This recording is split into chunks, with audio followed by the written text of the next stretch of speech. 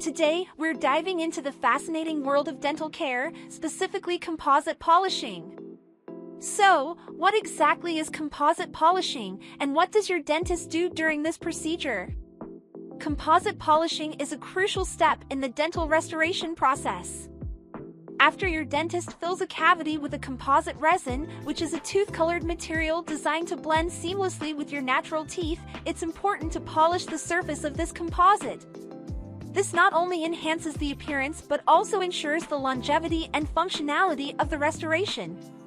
During a composite polishing procedure, your dentist uses specialized tools and a series of increasingly finer abrasives.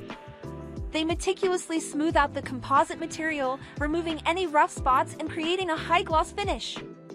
This process helps to prevent plaque buildup and ensures that the composite feels comfortable in your mouth, matching the smoothness of your natural teeth. Moreover, polished composites are more resistant to staining and wear, making them look better and last longer. It's like giving your teeth a finishing touch, ensuring they look as natural and beautiful as possible.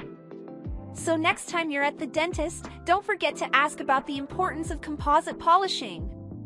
It's a small step that makes a big difference in your dental health and smile aesthetics.